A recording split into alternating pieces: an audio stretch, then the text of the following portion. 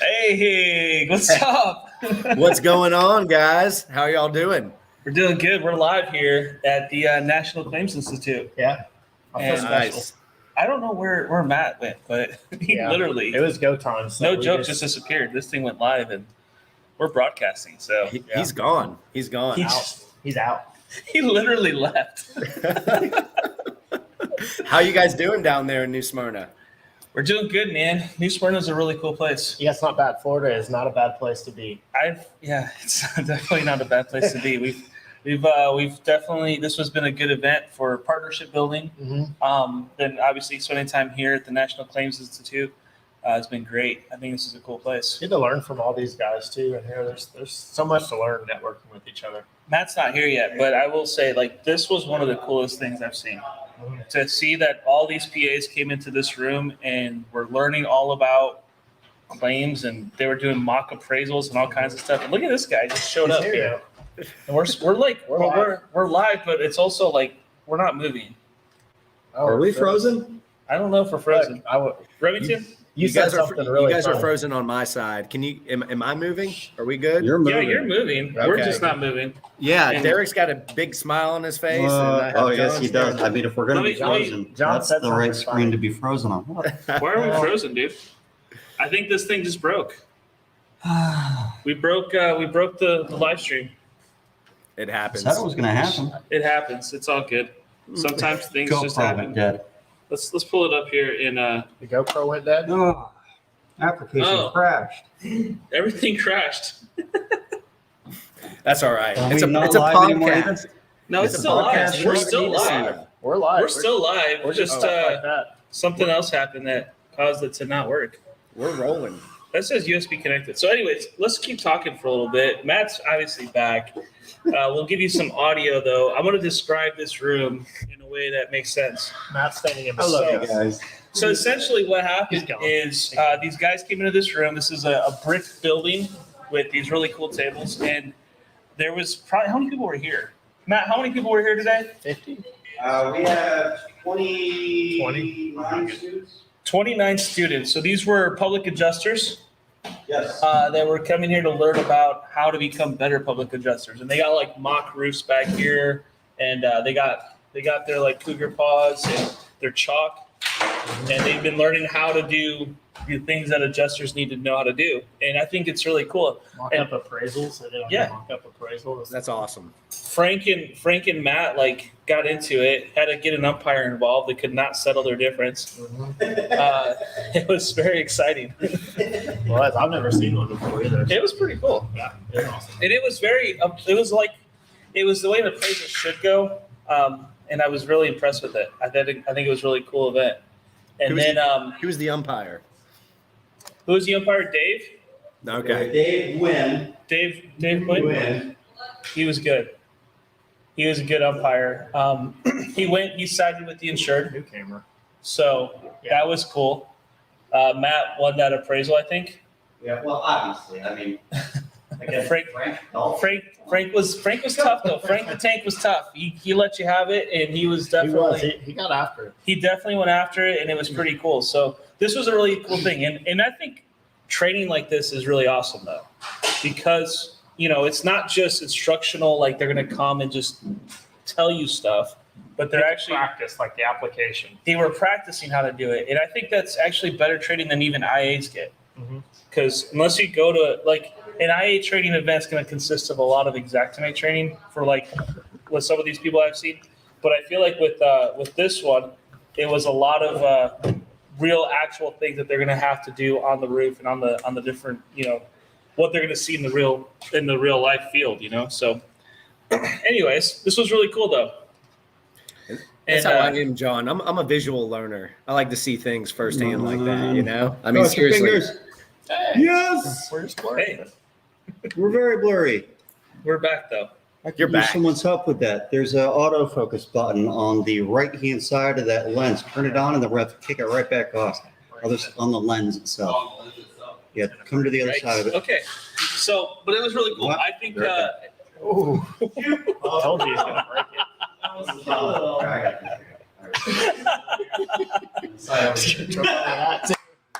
This is the best. Oh God, I hate. If only they could see what we could see. This has been excellent. There would be a lot more people watching So the welcome, podcast. welcome to Listen to This Bull. I am not your normal host. I am Tip just a guy Tip it down a little bit. that is here hanging out, spending some time over here. We'll got this thing going now. We're live. Windows mouse. Hey, look at Yeah. that. All right. All right. Yeah. Okay. Without touching the. Go ahead and switch it without moving the camera. Don't move It's it. like a game of operation. There it is. We're good. Hey, You're all perfect. right, see if I can hear people now. Beautiful. Remington's still there? Remington's still here. still- Everyone's still Remington, here. there? He's been there the whole time. I'm here. Never left. I'm ready to rock Yeah, and roll. right. Quite a few left. people still hanging in there. Comments. So Remington's not frozen. Dave, yeah, he was. Frank says he's a total dick. Who was representing the carrier? Who was representing the policyholder in this appraisal? I need to know. Frank Dalton got to be the opposing appraiser. I represented the insured, which, I will surprise twist ending, the insured was his mother. say. I will say the estimate was very weak, though. That was terrible. It's a terrible estimate. So just for the record, I think that someone needed to write a better estimite. Helltrace wasn't able to provide a data loss either. Yeah, what was up with that, dude? Hailtrace failed on this one Hey, too. if it didn't happen, it didn't happen. I don't know what to tell you. There's just so many But it failures. did That's the happen. way it works. It was great though. It was cool to see it. So, Yeah. well, yeah, it's been cool hanging out in New Smyrna. We got to Yeah. do that video last night. If you guys saw that, that was fun. That was interesting. Did you figure out how that claim would be paid out? We've had several people leave some really long, super intelligent comments on that particular subject. Are they getting every dollar paid for? I haven't So- even looked at those.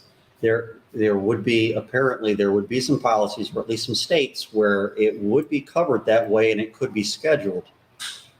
Not every state would allow you to schedule that. Not every policy would allow you to schedule that, but it would be interesting. So, No, so hold just on. just Yeah, for we the gotta audience give people sake, an idea. we were in a bar Mhm. and we were not drinking alcohol. We were just in a bar for no reason at all. Wings. Wings. The wings were The good. wings were. I mean, I was drinking alcohol. I'm comfortable saying that on camera. And on the ceiling was a bunch of stapled dollar bills. It was an Irish pub, It was which Irish, is typical. You know, you go to these places, they got dollar bills that you staple to the ceiling. So Yeah. of course, we had our dollar bill stapled to the ceiling. Uh-huh. Which also someone left a weird bill on our table, which we stapled to the ceiling too. Really? Like a 50. Yeah. Someone left a 50, so we stapled it to the ceiling. You stapled that to the ceiling? Dumbasses. What the hell? Yes. Yeah, Remington, it was a fun night. So the question was whether or not if a fire occurred with all these stapled dollar bills or ceiling, it basically covered the ceiling. It was like wallpaper of dollar bills. It's the opposite of raining. That was funnier in my head. They were stapled to the ceiling. So if there's a fire, Okay. they wouldn't pay for the cash as cash because there was a limit. And there was probably $10,000 worth of dollar bills, according to I think that was conservative, but some yes, other patrons in the room. that was I saw conservative. some fives up there too. So Yeah. that throws it off. Apparently, there's Well, at least and a $50 I'm bill. thinking of the place in Destin that has it all the way through, but they instead of them being like put out flat, like they just staple one piece and it's hanging down because there's so many dollar that's bills. A lot more. So it's a lot more money. But if the place were to burn down, Right. what happens?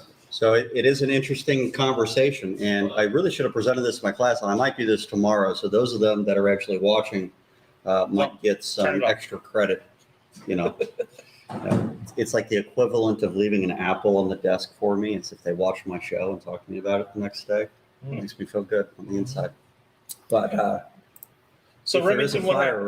Remington, and it's not scheduled property, could they argue that it is a wallpaper and replacement cost would equal the legitimate replacement cost of every single one of those dollars, Plus inflation. plus labor That is a. and scaffolding?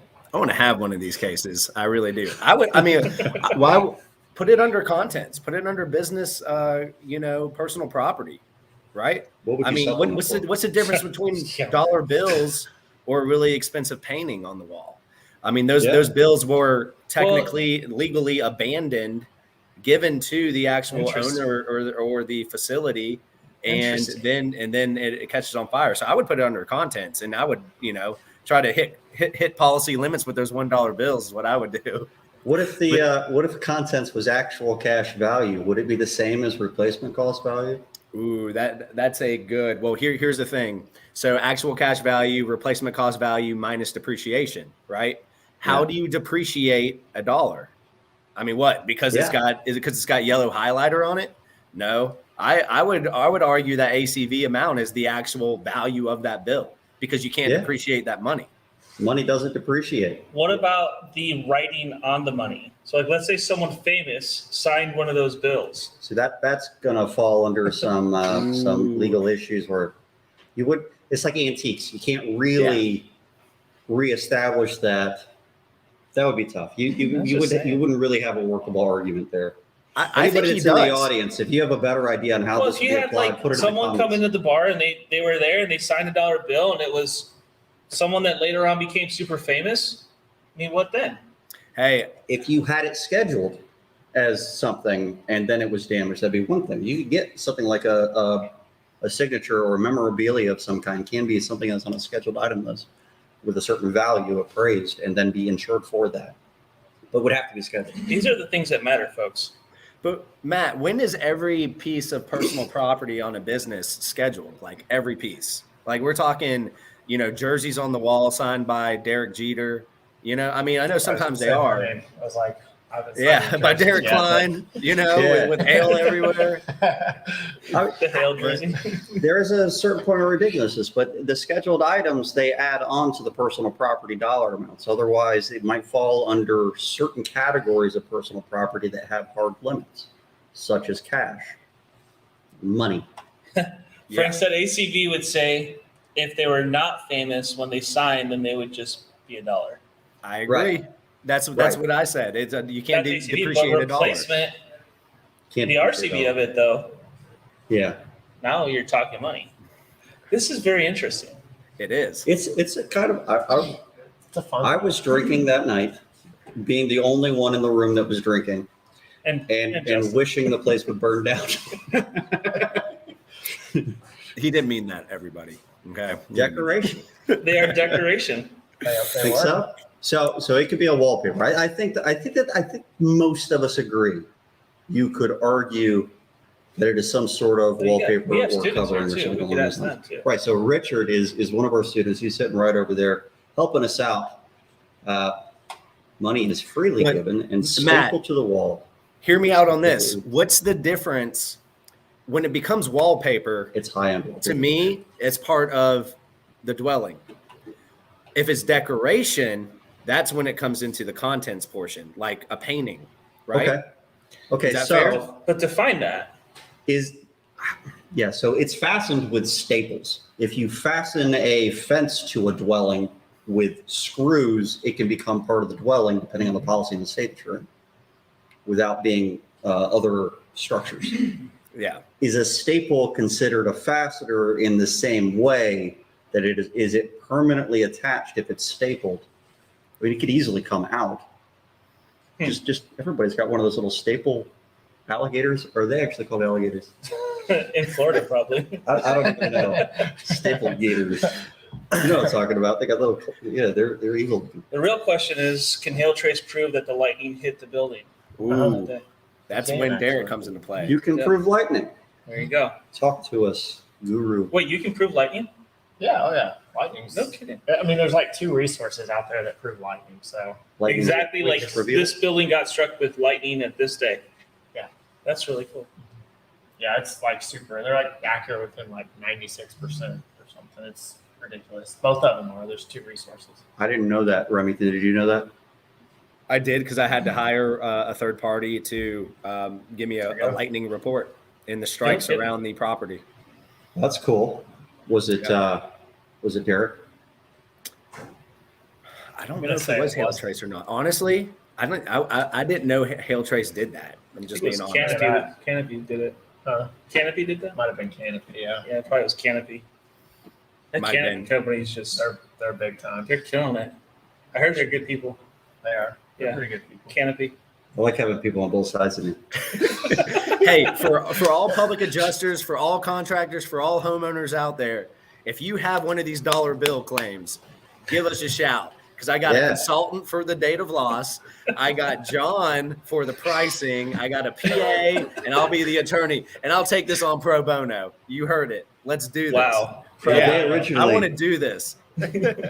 from a supplementary standpoint, we watched her install them using a little bitty step ladder and like a hand stapler. But would a professional dollar bill stapler use a step ladder, or would they use scaffold? And they need O&P for sure. And they definitely need over. They gotta get O&P. Yeah. It's just not. There's just no way The around it. material costs, you have to, there's going to be delivery fees. So material cost is actually going to be greater than $1 per What do you dollar. call overhead bills since it's Depends. dollar bills? So it'd be O and B. Oh. This Hey, is such a highbrow show. Derek, And I you have a question for you, Derek. So Uh-oh. we were on lightning strikes. Yeah. Do you guys pull like, okay, so you get the property address and you show the lightning strikes. Is it within like a 5 minute or a 5 mile and a 5 minute type situation? Because I figured it'd be an area and then also timing on top of that on the strikes with the property. Does that make sense? Yeah, that's exactly how it works. So like we'd pull a radius, so we'd say 3 miles around the property location.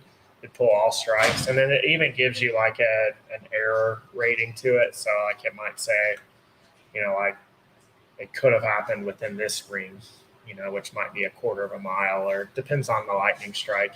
And then you can set a duration, so you could say like for everything all on the 27th of October, or just whatever date that you want. Got it. So we can pull that. It comes back in a report. There's, like I said, there's just 2 resources out there for it. So it's not like hail or wind where there's like a meteorologist actually analyzing the data. We're literally just grabbing the data, putting it together in a report, Nice. signing off on it, and off you go. So How often do you guys get hail or lightning strikes? I mean, claims? we don't get a lot of them. Well, We've probably done 5 to 10 of them. I mean, is this like a Year or prevalent two. thing that lightning is destroying houses though? Oh yeah, Lightning does a lot of damage. I guess I just never dealt There's with lightning a claims. Ton of latent damage that you don't observe in that moment. It can cause damage to boards to reduce their lifespan on any electrical circuit that's plugged in. Right. I learned from my own students in the class that lightning strike to like a tree could actually cause damage to underground plumbing at that house and end up causing electrolysis to the plumbing. So you can end up having pinholes or something along those lines over the course of the next few years. There's quite a bit involved in lightning that you normally just don't see from day one, other than the obvious, that's charred over there. Those wires are completely blown. If you don't have everything that was plugged in tested, you're likely undervaluing the claim. Huh. I kind of want to go now. Oklahoma became the lightning capital. It is? 2020. Last There's a year. capital for lightning now. Had more lightning than any. Is there a Oklahoma? president? Huh? His name is Kevin Stead, I think, is our governor. Derek is the president. Derek for lightning president. I haven't had to use a lightning report much because usually it's not disputed. Like, oh, lightning did not hit this property or did hit this property. It was like just a unique case where there was a sub pump exclusion for failure and for the sub pump. And my argument was it was the lightning that caused the failure to the sub pump, and therefore these limits of like 15K should not be on it wasn't an exclusion, it was a cap of the sub pump.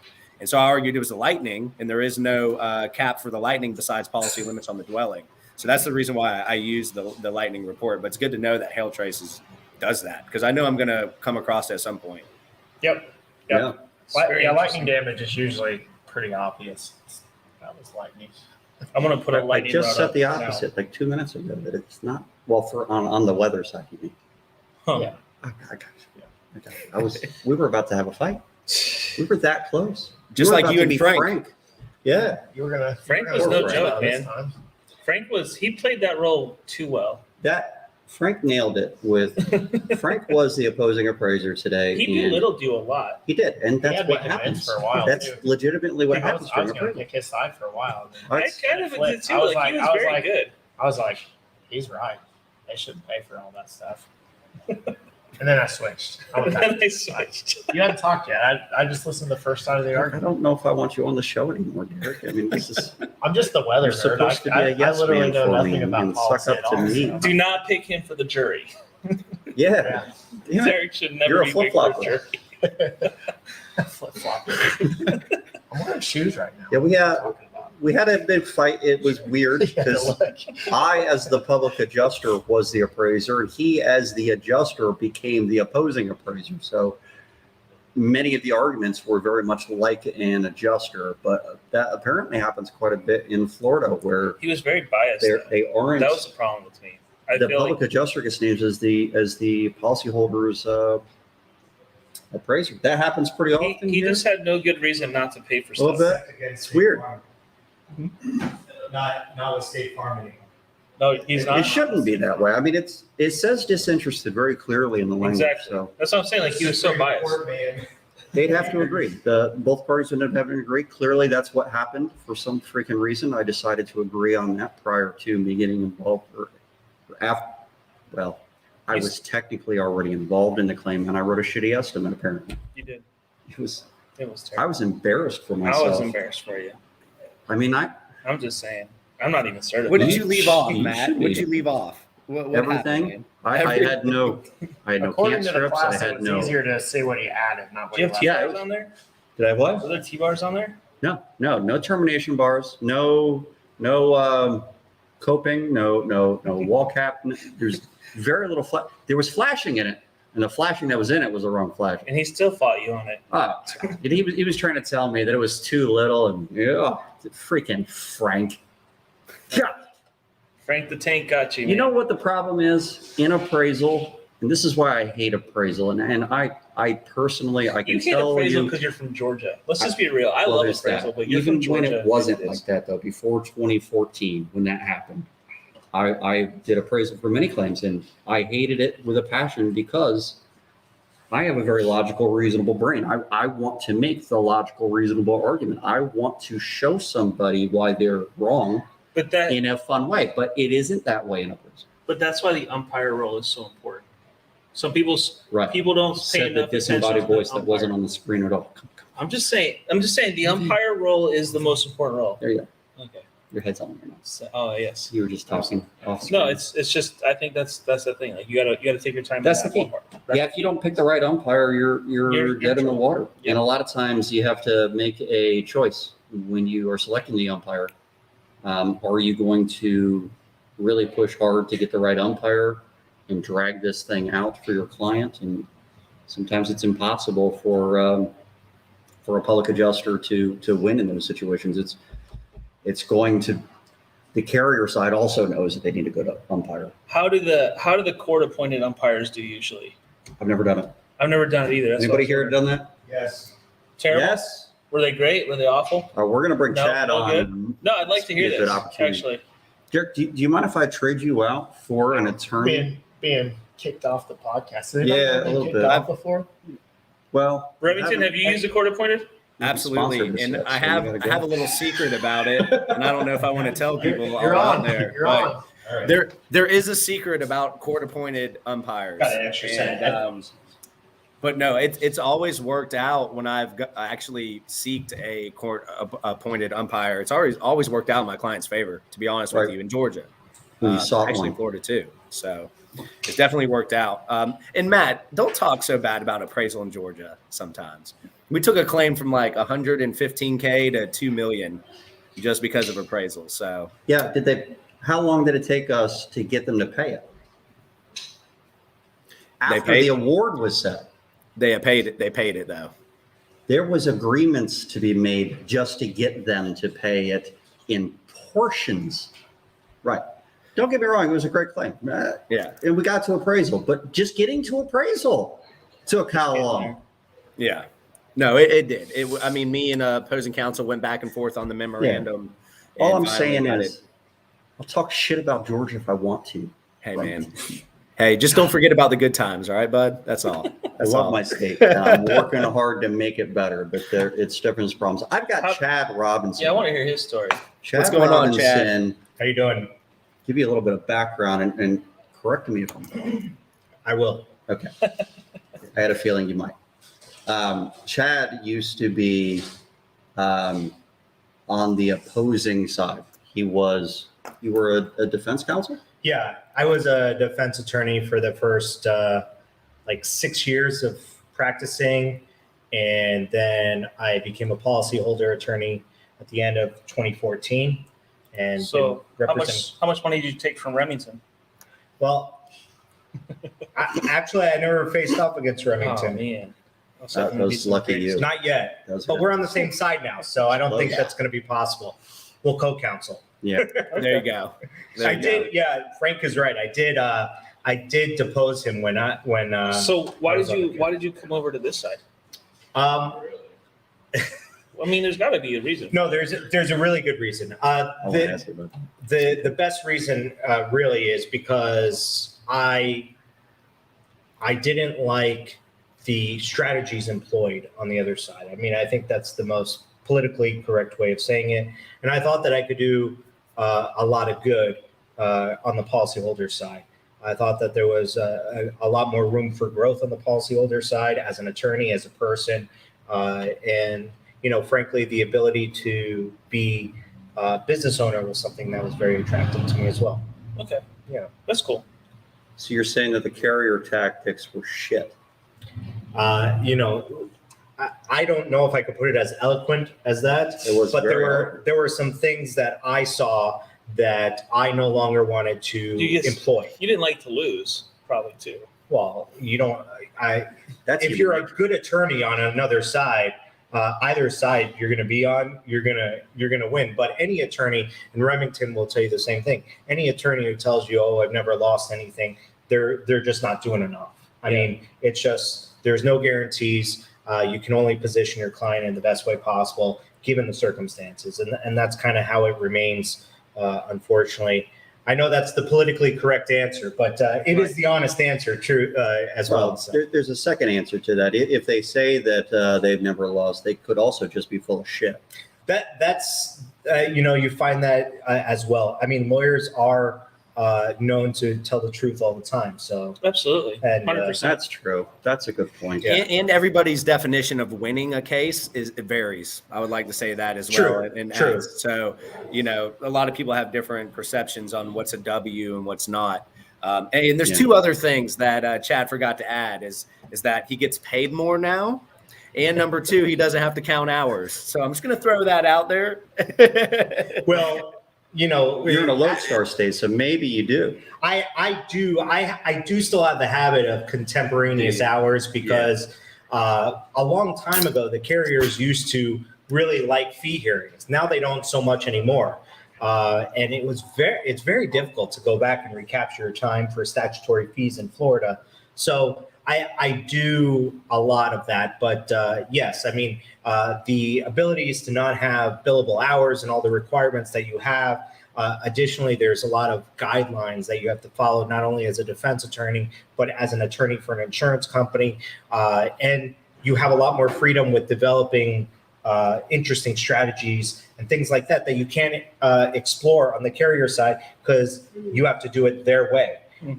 And that's why I think that the plaintiff side allows a lot more freedom. I mean, if I was a defense attorney right now, I couldn't be here right now. Right. I'd be billing, and they don't like it. Well, they basically set like a high strategy from their in-house defense departments, and then they run that strategy out to other people from that point of view, right? No, not necessarily. So what you're looking at is when you're representing a policyholder, whether it be commercial or residential, you're not dealing with someone who's going to necessarily dictate the motions you file as an attorney. And Remington can, attest to this as well. You're dealing with people who are mostly you're going to be able to lead them the path that you need to put them in the best position possible, even if it's against their will. Just kidding. Always with their will. Of course you were joking. We all assumed you were joking. Yes. Well, you have to. This is being recorded, right? So Yes. And then, but as the defense counsel, right? As the defense counsel, you're dealing with litigation adjusters. who are given some type of training that are going to dictate what depositions are taken and things like that. So for that matter, it doesn't give you as much freedom, there's a lot more things on the plaintiff side that you consider that maybe you didn't consider on the defense as well. You're a lot more economic about the case on the plaintiff side versus the defense, because on the defense you have a lot deeper pocket, so you're able to explore maybe certain things that you wouldn't. But that doesn't mean that you hold back on the plaintiff side spending money to put your case in the best position possible for a win. Interesting. Yeah. See, I was subpoenaed in Florida after Hurricane Irma as an IA, and that was a very interesting experience. Thankfully, I didn't have to go through it. It was some tile roofs over on the other side of the state. Actually, some of them were over here too, but there were 3 of them. And I told the homeowners, I was a terrible IA, by the way, just an awful adjuster. I said way more stuff than I should have ever said as an IA. But it also goes to show how important the IA is and how important it is for a policyholder to pay attention to what their insurance adjuster says. But I went out on these tile roofs. I had no tile experience. I saw a bunch of cracks, and I bought them. And I told the homeowner, I'm buying your roofs. Went through the firm paid for them. They agreed. They went through, and about a year later, I get hit up by the carrier's attorneys. They're subpoenaing me. They're asking me for records. Come to find out, what they had done was they had turned those $80,000 replacements into $8,000 repairs. So now the homeowner's lawyered up. They've hired an attorney, and they're saying the adjuster said this, this, and this. Well, I was the adjuster, and I was on an emergency license. I was not a real adjuster, but I was. Wow. But I was on an emergency license. So I had to send them all my paperwork, and I told them I bought the roofs because they asked me. They said, you need to come to Florida. We're going to set this date. We want to know what you said. So before we even get that far, what did you say? What are you going to come and say? And I said, I'm going to say that I said I bought the roofs because I did that. That's exactly what I said. They said, cool, we'll let you know. And then I never heard from them again. Yeah, They settled the cases from what I understood. I would guess that they would settle the case. Look, in that particular instance, Hurricane Irma was just something that our state has never seen. There was widespread damage from the Keys to the Panhandle, and that's just not something that happens. Most of the hurricanes right now, because of how, not to get too meteorological, but the jet stream and things like that, it has gone down. Meteorology? Are we firing John now? Yes. Come on. Come on. Would you agree though? Would you agree that most of the hurricanes right now are on a track to basically hit the Panhandle consistently? Would you agree with that or no? No? All right. Well, then I'm completely wrong. Well, it seems like that in the last 3 to 4 years is they've just been hitting the Panhandle. I mean, Sure, it really has. yeah. The answer. So- The whole Gulf Coast. Well, the Gulf Coast has had more recently, Right. yeah. But- It's more of a localized pattern though. It's not like It's global. weather patterns. They definitely flow like in different patterns, right? So this might be like a 2 or 3 year pattern. Okay. It might be a 5-year pattern, and because Well, we got to hold you to it because many people want to know when the next hurricane is hitting. So you're saying, no, I'm just kidding. yeah, I like that because we're looking at because I chase the hurricane, so I want to know when the next one so I can be in it. Yeah, it just seems like to me, and not that a lot of the winds are pushing it below the Florida Keys and up through the Panhandle. And did I take this on a completely different direction than where we wanted to go? So a lot of times, so like right now we have Sam, which Yeah. is a major hurricane in the Sure. Atlantic. And we have 2 others that will probably form in the next 24 to 48 hours in the Atlantic. So we'll have 3 hurricanes in the Atlantic, and all 3 of those will probably make the curve, probably even before Bermuda. Like we call them fish storms, so they're not going to hit anything. I heard Sam is supposed to actually go the route of Hurricane Sandy. No? It's going to go out to sea. Well, then Yeah. let's feel go like back to my Listening expertise. to the wrong meteorologist or something. I What's get funny all is, my so- news so from New- Twitter. Newsweek put out an article yesterday that talked about the possibility of Sam doing a Sandy. Okay. So I have some type of credibility. I know where you Giving got back it to me. from. So yeah, you're not A little not bit. throwing that out from the Okay. middle of nowhere. Yeah. However, there is not a single weather model right now that says Sam will hit the U.S. Okay. coast. Most of them keep it well over 1,000 miles away from And the we coast. all know that there's at least one model that shows exactly what's going to happen correctly. This is for every very hurricane. true. This is very true, except it's not. Hey, Chad, Yes. Derek is doing a great job in this deposition right now. He still has not answered your question. I When is know. the next hurricane Yeah. going to hit Florida? It's a very straightforward question. This is how you do it, right? Yeah. You're doing a Evade. great job. You're doing fantastic. Well, Frank, it's gonna- Frank was excellent about that It'll too. happen when the winds align perfectly, and For the audience's sake, Chad was here to help us discuss depositions and how public adjusters should interact during a deposition if they're ever being deposed in general, which is something that you really don't get in advance at the level that we just got from Chad. It was unbelievable. I took a crap ton of notes. In fact, a shit ton.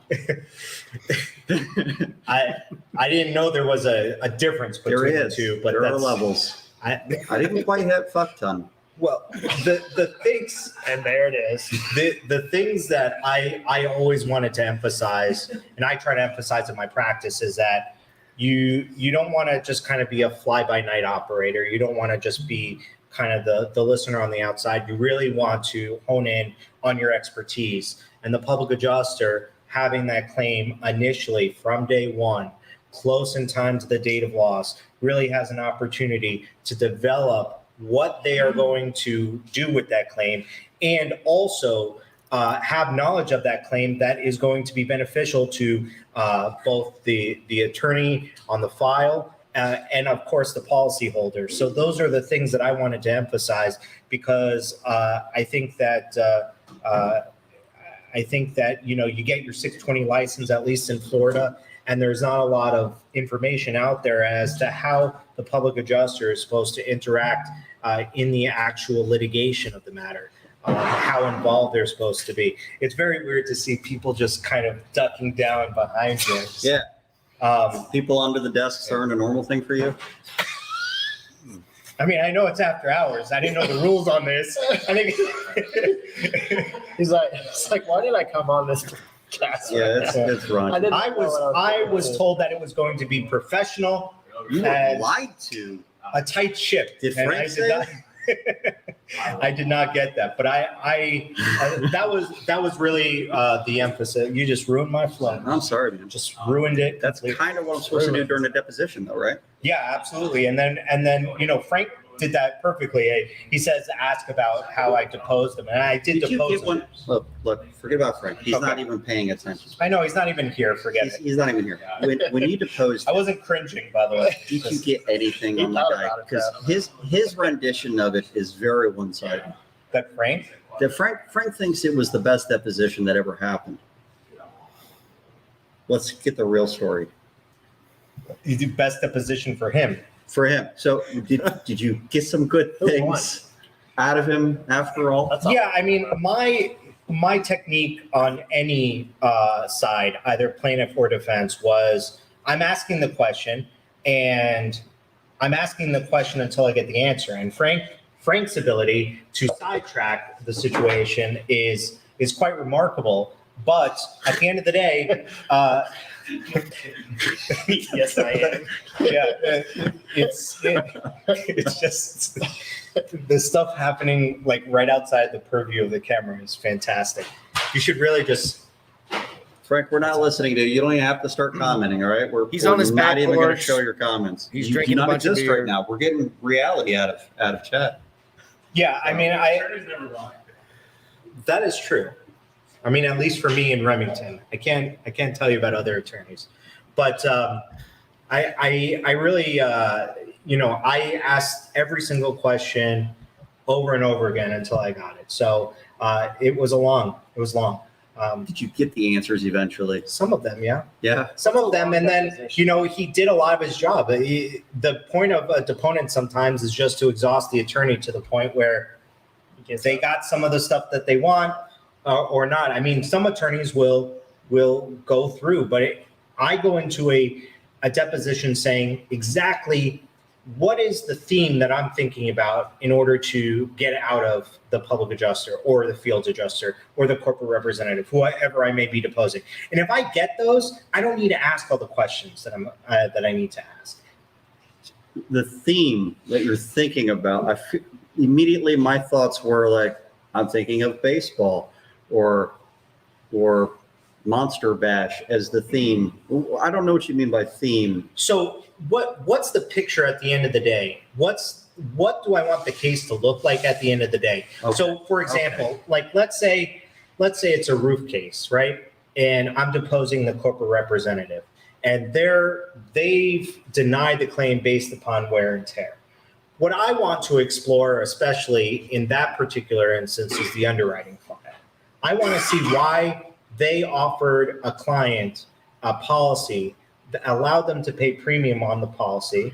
And was there any type of review that took place as to why the roof was included in the policy, premium was considered, the risk was assessed by the underwriter, and meanwhile, now they're not covering it, they say it's wear and tear. Why wasn't there any consideration? We see lots of times nowadays that roofs are completely excluded from policies.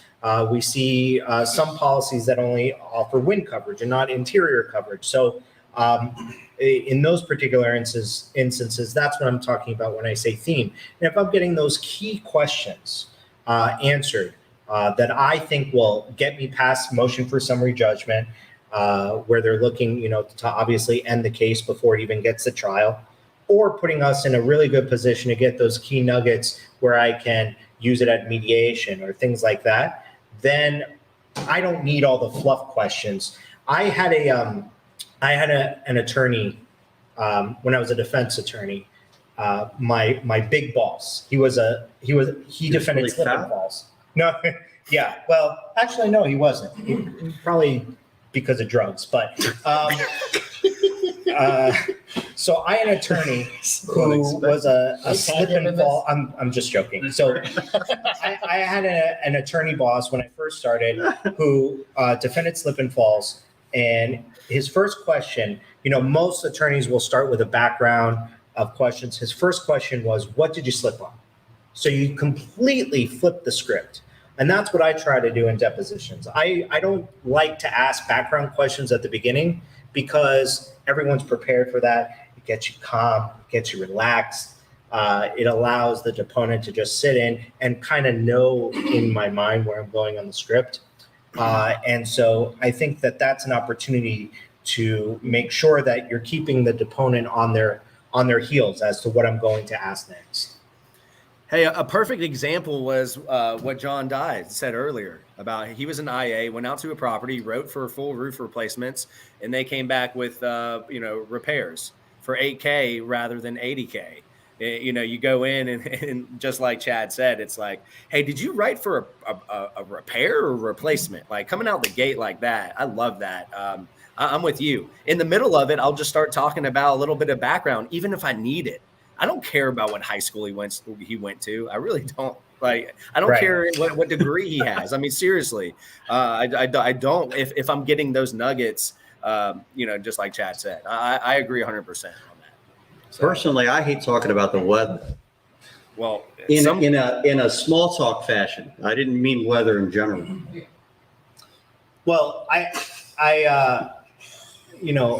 I'm going to try to streamline this. Okay, I'm going to try to hold it together for everyone. Oh, thank God. All right, that's what I'm here for. Somebody has. I heard that I'm the lifeline for this I'm not doing podcast it, tonight. so. No, but as far as the weather is concerned, I think that we're having nice weather. It's pretty nice. Hey, Derek, what are some of the craziest questions that you've had under depo before that you can think of that you're just like, why am I even being asked this? So I personally don't get depoed, but my team does. Typically the thing that we get is they'll dive into the pixels on the radar. So they're like, well, the one that's on the house is red, but the one next to it is yellow. So couldn't the yellow one have possibly hit the house? That's probably. And then the pink one next to it also could have hit the house, or probably all three did. You I know, mean, but it's But like, that's not taking into account shear and all the other stuff, right? yeah, I mean, they're just literally grasping at straws. But it's great. Like we've had depositions go 7 hours, asking almost all like about pixels. So So they don't know what questions to ask a lot of times. So because they don't like. So they're just Yeah, trying to you learn just- from you at the same time. Yeah, like a lot of times we'll get done with the deposition. They're like, I learned so much today. I really, really enjoyed, and they just got their tail handed to them. But that's what I was going to say. And look, I'm not a deposition expert. I've been involved in a lot of them over the years, but I was going to say the exact same thing. When I was a younger attorney, and a lot of the times younger attorneys are sent in to depose experts, and they don't know what they're asking. They're just asking it to have it as a record. question, yeah. So they don't understand follow-up Questions? questions. You think they just ask a question, trying to get the person talking so they can start thinking through other stuff while the person's just blabbering on? Absolutely. I mean, that's how you develop deposition strategy as a young attorney as well. The most important thing when you're a young attorney is they tell you, listen to the answer, because the answer is going to lead to more questions, right? Sure. And it's going to be able to flush out those types of ideas. A lot of young attorneys don't do that. They will just ask the questions on their sheet and move on. And that's the difference. And when you depose someone, as an expert, you're going to want to know follow-up questions, because when you get to trial, you're not going to be able to, you're not going to want to ask certain questions that you should have asked in deposition. You never want the old saying is, never ask a question at trial that you don't know the answer to, because you'll be afraid of what the answer is. So, but that's what, the public adjusters or anyone being deposed should really realize, is that the other individual may just be asking questions that they're assigned to ask. I've heard questions asked about pipe claims on a roof case. Doesn't make any sense. And it's because it was on the outline. How do you feel about the person being deposed asking a question? Well, the right response from the attorney is, this is my deposition. I will ask the questions. You cannot ask me a question. If we want to go off the record, you want to ask me a question, totally fine. If it's substance about the case, 100% what Chad said. If it's about, hey, can you please repeat that, or say in a different phrasing, something like that, that's technical, then that's accepted. But substance wise, absolutely not. Yeah, I'm not. And to Remington's point, I'm not going to allow you to put something self-serving on the deposition transcript. I It's my interrupted a deposition once that I was being deposed on, because we had this stenographer that had this thing strapped to his face. I kept doing this, and this thing is just moving all over his face. He looked like a really strange stormtrooper. It's the old way that they used to transcribe the court. Was it an old way? Yeah. I thought it was something new. No. I had to ask the guy, what happens if you sneeze? You remember that, Remington? He was there. I That's do. pretty funny. I used to do a lot of work in the Keys, in the Florida Keys, and a lot of the stenographers would not do the normal machines typing away. They would do the Darth Vader type of mask, where they would just speak into the mask, and all you would hear is whispering, like very soft whispering. And it's very alarming at first, because you don't know what they're saying. And but they're speaking in code. They're not saying exactly what you're saying, because I think obviously they just can't. They have to shorthand it. There's some type of code that they speak into with the machine transcribing, something like that. That's a whole nother language. Of course. I mean, but stenography is another language. Like they have different keystrokes for each letter. And Imagine how much more time people would have if we all learned this language. We could communicate so much faster. Hey, Chad, and what the example that he gave, which is a real life example. The question was like this. It was like, Mr. Mulholland, how many hail hits were on this roof system? And he just goes and looks and goes, hey, what happens if you sneeze in that? It wasn't like we're off the record. Let's have a combo. I mean, That's so we're great. in the middle of how this works. Oh, that's Oh my so God. great. Hey, they settled though. They settled. So good job, Yeah. Matt. Keep it up, All buddy. right. So you call that the sneeze strategy. Yeah. I was legitimately distracted and could not go a minute longer without asking that question. So anytime you're in a deposition and you don't have a really great answer prepared, you just pause, look at the stenographer and say, what happens if you sneeze? And then it'll give you the time. I should have asked that attorney because she was rough. She was somewhat bitchy. I should have asked her, what was she thinking when she decided to choose that blouse for the day, and just seen what happened. That would have been great. I'm gonna Where's be scared. where's the person who accused me of being cringing? Because that time I was cringing. Not the That's not what the that previous, was? not the previous time. That was cringing. That was It almost Sarah. looked like you were laughing to me. It's a sign of just Do what? The Wesley question. That was good. It's not really a question. In regards to dispute resolution, I hate that appraisal is the Wild West. Need regulations. I actually would take that a step further and say the wild west in Florida, at least, is examinations under oath. There's very limited case law on that. There's no regulations, no rules. It's completely dictated by the insurance company and the policy. And as a homeowner, a policyholder, there's not much you can do to get around it. As long as it's somewhat reasonable, and what does that mean? A court has to interpret it. And there's very, very few bits of case law on the subject other than to say you have to actually go to it. And if you file a lawsuit without going to it, you violate the policy and there's no coverage. So I would agree that the appraisal process is very weird, but there are some types of instructions. But at least in Florida, I think the examination under oath process is completely crazy. There's no discovery rules or anything like that. I can't agree with you more, Chad. And I'm, majority of my work is in Georgia. I'm in Tennessee. I'm in Alabama and South Carolina and Florida, federal cases right now. And the EUO, the document production. You should get more busy. Yeah, I get know. busier. The document production needs to have some restrictions on it. That bothers the hell out of me. It really does. So I'm right with you on that. It's like the a financial subpoena without documents. any restrictions. So it's crazy. I agree. And not only that, but to challenge it is such a process. You have to file a petition with the court. You have to get a court hearing. And by then, it's 6 months down the road and you don't even have any type of ruling on the examination under oath. Not only that, but you are potentially risking coverage by filing a lawsuit. And then, you as the attorney are very concerned.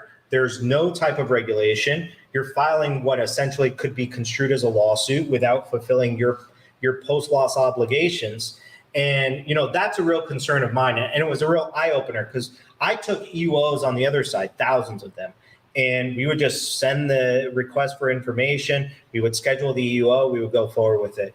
And I thought that was, real eye-opening on our side where,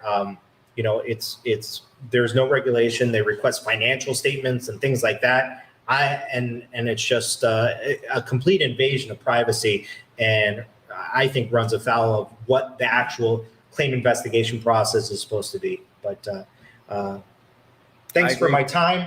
No, I'll yield the floor. He's this close to saying something he doesn't want to say. We're almost there. Derek No, still I'm hasn't very answered our careful. question. Yeah. That's 20 minutes now. That's pretty good, right? Look, I mean, if you guys left, I'd be talking to myself forever and ever. I did that in the bathroom. I think a lot of people do. I mean, that's where most Yeah, I great said it. ideas come from, right?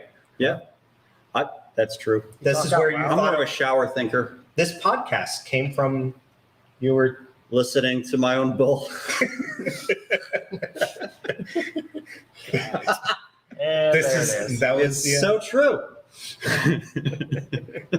Hey, if you don't have fun listening to this, I'm sorry. We're just not friends. You got to have fun. And we're diving into great topics, great information. I love it.